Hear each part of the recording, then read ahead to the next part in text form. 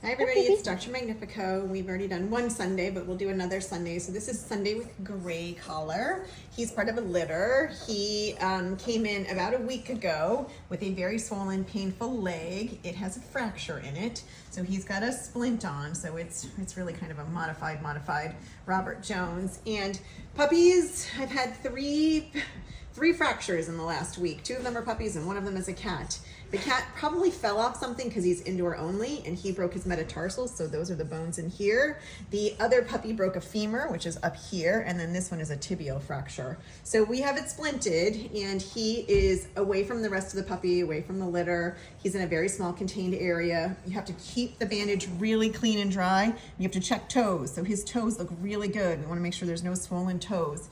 And then we'll change it every 3 days and he's getting an x-ray every week. The good news is that he's a young, healthy puppy, so it should heal really quickly. Hopefully much quicker than the normal 6 to 8 weeks that we say for everybody else. But, you know, this is a really good point about fractures in young animals happen. When they do, you really have to be careful because they have open growth plates, so we don't want to stunt the bone. It's all right, little one. He says, I'm so nervous. I'm shaking. You don't want to stunt the bone development. But you also gotta, restrict it and let it heal. Lots of people can't afford orthopedic surgeons. So really for these young guys, it's give it some coaptation, so stabilize it, keep them in a small, safe place. As long as they're eating, drinking, peeing, pooping, they're keeping their bandage clean, there's no swelling, then often they will heal. It's not gonna, you don't have to spend $4,000 or $5,000. I had someone come in and the first thing they wanted to talk about was amputating. Really, we're not gonna amputate these young, healthy guys unless there's really a compounding problem.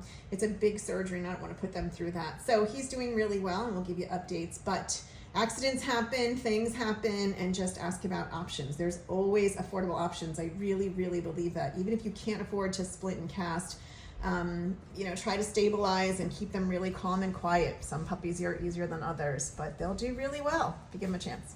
Okay.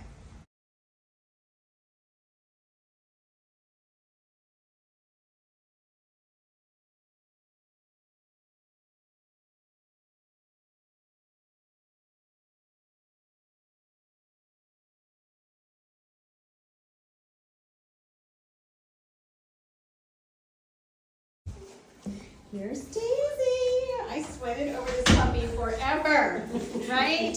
We broke our leg and we were bandaging it and taking x-rays and I was so worried because, you're a puppy and there's only so many things you can do. And then we had to protect her leg, but we also had to let the bones grow because we're a large breed puppy. And I finally just gave up on treating it because we had contracture of the hock, meaning the ankle was getting too straight. I know, we're still good friends.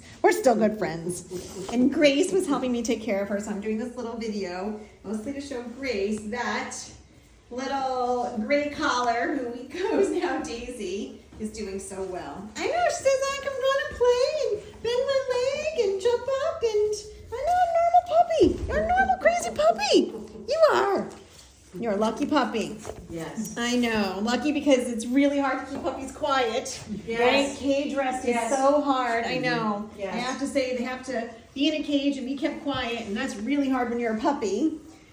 She's so good though. She's really wonderful. She's always been wonderful. Mm-hmm. And it's hard. It's hard to keep them still. It's hard to get the cast on. It's hard to take x-rays.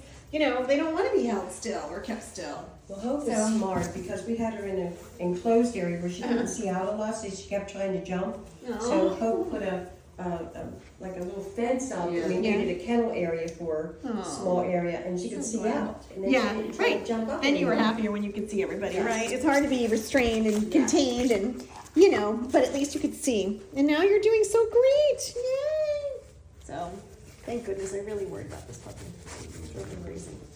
Well, we appreciate so much what you did. You're welcome. I'm so glad that we could try. And I'm so glad every once in a while things work out, even when they look rather bleak along the way, right? You just got to keep going, and then use your judgment. We took x-rays every 2 weeks. We kept it splinted and bandaged, and now she can move her ankle and run around and act like a normal crazy puppy. She twisted it some when she fell out there.